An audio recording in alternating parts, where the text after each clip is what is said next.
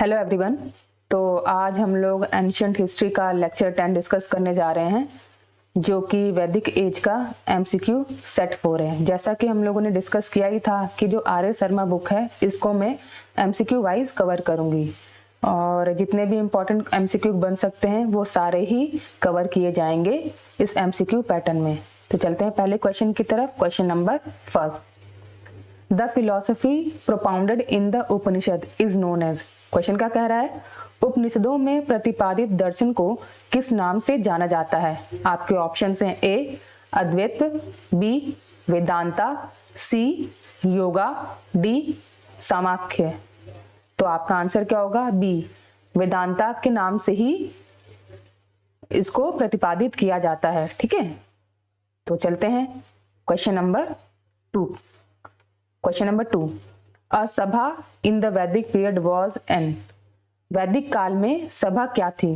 आपके ऑप्शंस हैं ए institution of profession man in villages, मतलब गांव में पेशेवर व्यक्तियों की संस्था, बी रॉयल कोर्ट मतलब शाही दरबार, सी मंत्री परिषद, D national assembly of all citizen of the state, राज्य के सभी नागरिकों की राष्ट्रीय सभा। तो वैदिक काल में सभा क्या कहलाती थी, राज्य के सभी नागरिकों की राष्ट्रीय सभा। तो option D national assembly of all citizen of the state इसका आंसर होगा। ठीक है, चलते हैं नेक्स्ट क्वेश्चन की तरफ। Question number 3, the text which the king used to collect from the people in the Vedic period was called. ठीक है, क्वेश्चन क्या कह रहा है, वैदिक काल में राजा जनता से जो कर वसूल करते थे उसे क्या कहा जाता था। तो उस टेक्स्ट का नाम बताना है आपको। आपके ऑप्शन हैं ए बाली, बी विदाथा, सी वर्मन, डी कारा। तो इसका आंसर क्या होगा, ऑप्शन ए बाली। बाली के नाम से ही जो वैदिक पीरियड के राजा जो थे वो टैक्स वसूला करते थे और जनरली ये 1/6 ऑफ द कल्टीवेशन होता था। ठीक है, चलते थे, या जो भी वो उनका आय का स्रोत होता था उसका 1/6 भाग राजा को दिया जाता था एज अ ऑफरिंग या एज अ टैक्स के रूप में। चलते हैं नेक्स्ट क्वेश्चन की तरफ। Question number 4, the Ramayana narrates event believed to have taken place in the dash yuga or age. तो आपसे क्वेश्चन क्या पूछ रहा है कि रामायण उन घटनाओं का वर्णन करता है जो डैश युग में घटित हुई थी। तो सिंपली आपसे पूछा गया है कि रामायण किस युग में घटित थी। आपके ऑप्शंस हैं ए सतयुग, बी द्वापर, सी कलयुग, डी त्रेता युग। तो आपके आंसर क्या होंगे, डी त्रेता युग। त्रेता युग में ही रामायण की घटनाओं का वर्णन होता है। ठीक है, चलते हैं नेक्स्ट क्वेश्चन की तरफ। Question number 5, two highest god in the Vedic religion were. अब क्वेश्चन क्या कह रहा है कि वैदिक धर्म में 2 सर्वोच्च देवता कौन से थे। आपके ऑप्शंस हैं A Agni and Savitri, B Vishnu and Mitra, C Indra and Varuna, D Surya and Pushan. तो इसका आंसर क्या होगा, सी इंद्रा एंड वरुणा। कभी बार इंद्रा और अग्नि भी देता है क्वेश्चन में, तो आपका आंसर क्या होगा, इंद्रा और अग्नि भी। तो यहाँ पे करेक्ट आंसर क्या होगा, इंद्रा और वरुणा। जनरली इंद्रा, वरुण और अग्नि के बहुत ज्यादा ही हमें वैदिक रिलीजन में देखने को मिला है कि इनकी पूजा होती थी। तो इसका आंसर क्या होगा, option C Indra and Varuna. चलते हैं नेक्स्ट क्वेश्चन की तरफ। Question number 6, the school eventually merged because of their closely related metaphysical theories.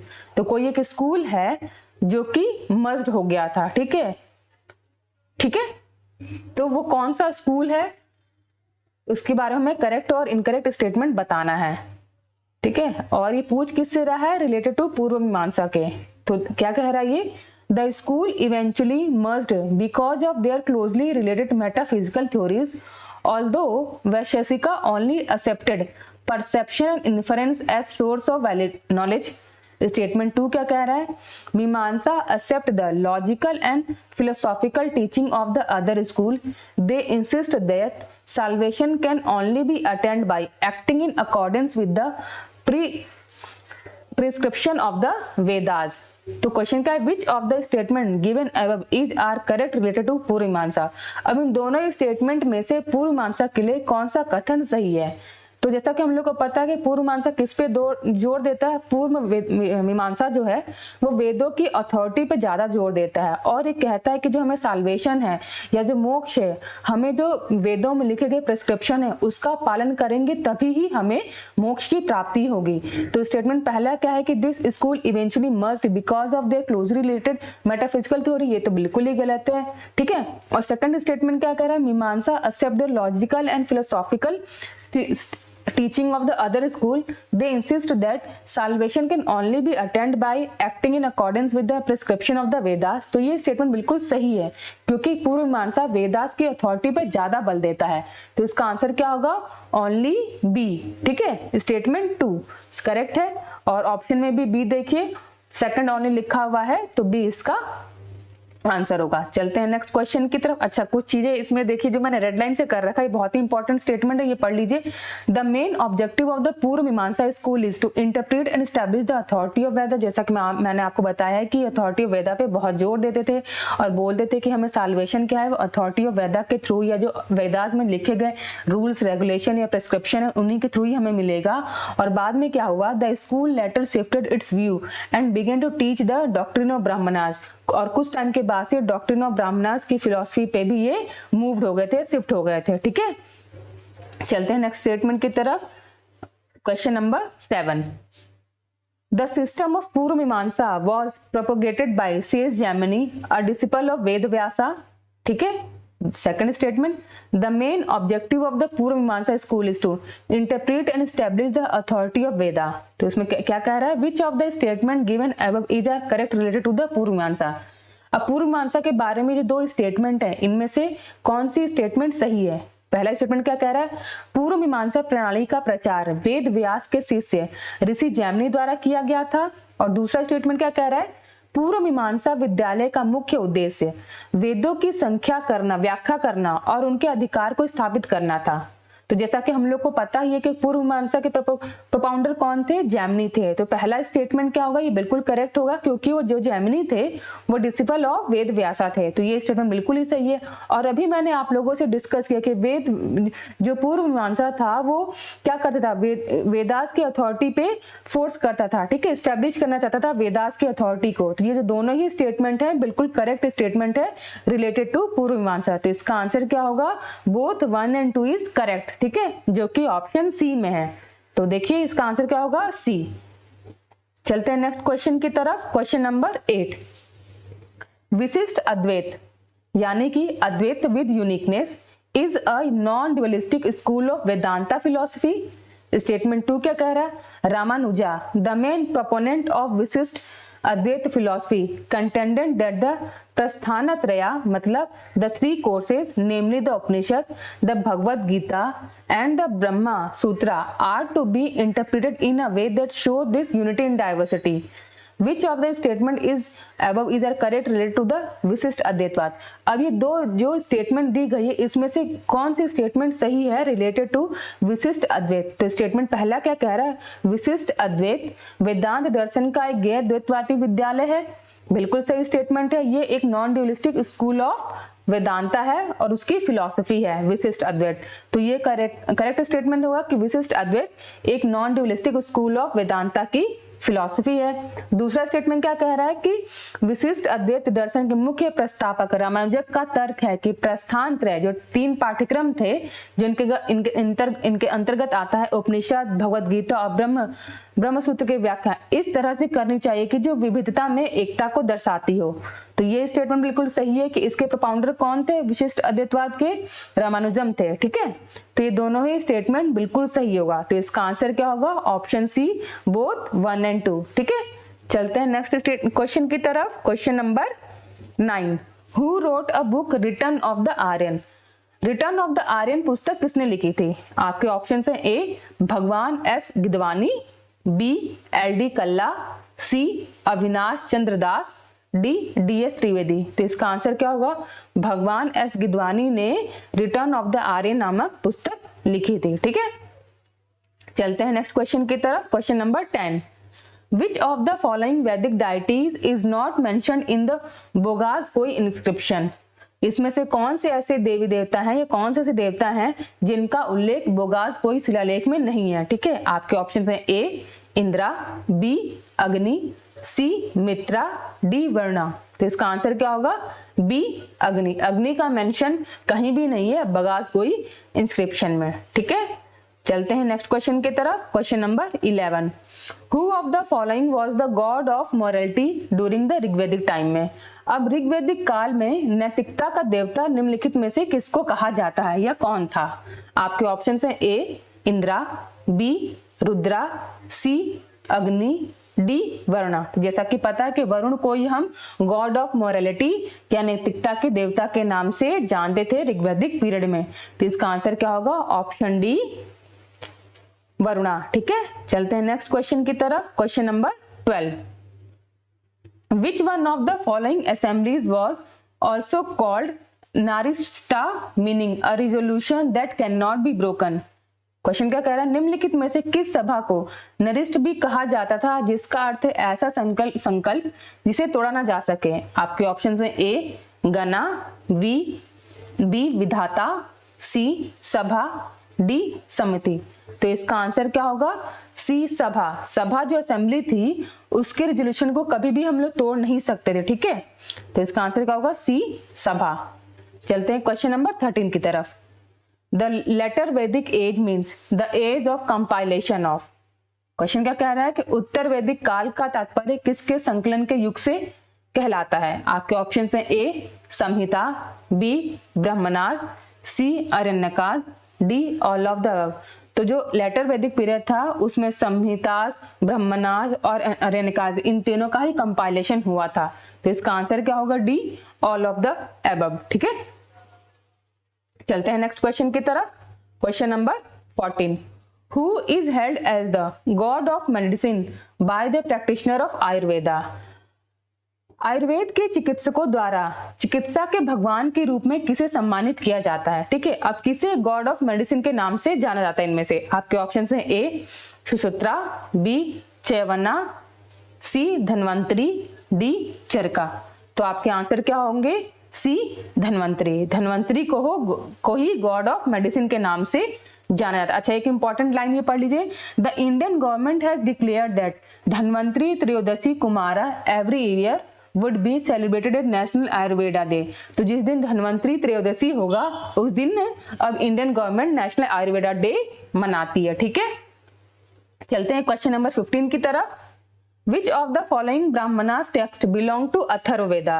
अब अथर्ववेदा से कौन सा टेक्स्ट बिलोंग करता है या निम्नलिखित में से कौन सा ब्राह्मण ग्रंथ अथर्ववेद से संबंधित है? आपके ऑप्शन है ए सतपथा, बी ऐत्रेया, सी गोपथा, डी पंचविंश।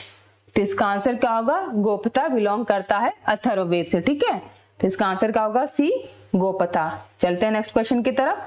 क्वेश्चन नंबर 16, अब इसमें स्टेटमेंट बोला गया है और आपसे पूछा गया है कि कौन सा स्टेटमेंट रिलेटेड है उत्तर मीमांसा या वेदांता से। ठीक है, चलते हैं पढ़ते हैं statement. First, the Vedanta or Uttara Mimamsa school concentrated on the philosophical teaching of the Upanishad. ठीक है, question 2, statement 2, the Vedanta focus on meditation, self discipline and spiritual connectivity more than traditional ritualism. तो पूछ कर रहा है which of the statement given above is are correct related to the Uttara Mimamsa or Vedanta है। Question फिर से पढ़ते हैं, क्या बोल रहा है? वेदांत या उत्तर मीमांसा स्कूल ब्राह्मणों के बजाय उपनिषदों की दार्शनिक शिक्षाओं पर ध्यान केंद्रित करता है। स्टेटमेंट 2, वेदांत पारंपरिक अनुसंधान से अधिक ध्यान, आत्म अनुशासन और आध्यात्मिक कनेक्टिविटी पर ध्यान केंद्रित करता है। तो इसमें से कौन सा स्टेटमेंट है जो उत्तर मीमांसा या वेदांता से संबंधित है? तो ये दोनों के दोनों ही स्टेटमेंट उत्तर मीमांसा या वेदांता से संबंधित हैं या ट्रू है, क्योंकि जो उत्तर मीमांसा है वो फिलोसफिकल टीचिंग से बिलोंग करता है। ठीक है, रेदर देन की ब्राह्मणास इंस्ट्रक्शन से। ठीक है, वो फिलोसॉफिकल टीचिंग को ज्यादा जोर देता है। ठीक है, और ये फोकस करता है मेडिटेशन पे, सेल्फ डिसिप्लिन पे, स्पिरिचुअल कनेक्टिविटी पे। तो इसका आंसर क्या होगा? Option C, both 1 and 2। ठीक है, चलते हैं नेक्स्ट क्वेश्चन की तरफ। क्वेश्चन नंबर 17, द वैदिक economy was based on. Question क्या कह रहा है कि वैदिक अर्थव्यवस्था किस पर आधारित थी। आपके ऑप्शन हैं A trade and commerce, B craft and industries, C agriculture and cattle rearing, D all of the above. जैसा कि हम लोग को पता है कि वैदिक इकोनॉमी एग्रीकल्चर और कैटल रेयरिंग पे बेस्ड थी, तो इसका आंसर क्या होगा, ऑप्शन सी। चलते हैं नेक्स्ट क्वेश्चन की तरफ। Question number 18, consider the following statement and mark the option with which is correct. ठीक है, तो इस कुछ स्टेटमेंट है, इसमें से हमें करेक्ट स्टेटमेंट ढूंढना है। स्टेटमेंट 1 क्या कह रहा है, the Upaveda of Rigveda Ayurveda. Statement 2 क्या कह रहा है, Shatapatha Brahmana related to Yajurveda is lengthiest of all Brahmanas. Statement 3, Samaveda contain hymns sung by particular type of priest known as Udgatri. ठीक है, 4th क्या कह रहा है, the Upaveda of Samaveda is Adhvaryu. तो जो 4th स्टेटमेंट है कि जो उपवेदा है सामवेदा वो अध्वर्यु नहीं है, सामवेदा का उपवेद क्या है, गंधर्व वेदा। तो चौथा स्टेटमेंट तो हम लोग वैसे ही हटा देंगे। तो जैसे कि हम लोग ऑप्शन ए देख रहे हैं, ऑप्शन सी देख रहे हैं, जो डी देख रहे हैं, ये बिल्कुल ही गलत हो जाएगा। तो बचा के हमारे पास सिर्फ स्टेटमेंट ऑप्शन बी 1, 2 एंड 3। तो इससे क्या आंसर निकलता है कि स्टेटमेंट 1, 2 एंड 3 सही है, जो कि क्या है, ऋग्वेद का उपवेद आयुर्वेद है। यजुर्वेद से संबंधित सतपथ ब्राह्मण सभी ब्राह्मणों में सबसे लंबा है, जो बिल्कुल सही है। सामवेद में विशेष प्रकार के पुजारियों द्वारा गाए गए भजन है जिन्हें उद्गोत्री कहा जाता है, ये बिल्कुल सही स्टेटमेंट है। तो statement 1, 2 and 3 are correct statement, option B is correct. चलते हैं नेक्स्ट क्वेश्चन की तरफ। अच्छा, उससे पहले कुछ चीजें आप लोग याद कर लीजिए। जो ये यहाँ पे मैंने जो रेड लाइन से लिख रखा है, ये जो सारी चीजें हैं इसको आप देख लीजिए। उपवेदा ऑफ यजुर्वेदा क्या कहलाता है, धनुर्वेदा। फिर जो उपवेदा ऑफ समावेदा क्या कहलाता है, गंधर्व वेदा। उपवेदा ऑफ अथर्ववेदा क्या कहलाता है, शिल्प वेदा। और उपवेदा ऑफ ऋग्वेदा क्या कहलाता है, आयुर्वेदा। तो इसका आप लोग स्क्रीनशॉट ले लीजिए, क्योंकि कई बार इससे भी कई सारे क्वेश्चंस फॉर्म हो जाते हैं, जैसे कि अथर्ववेदा का उपवेद कौन सा है, और आपको टिक लगाने के लिए आ जाएगा, तो आपको लगाना होगा शिल्पवेदा। तो प्लीज इसका आप लोग स्क्रीनशॉट ले लीजिए। चलते हैं नेक्स्ट क्वेश्चन की तरफ। Question number 19, the Aryan succeeded in their conflict with the pre Aryan because.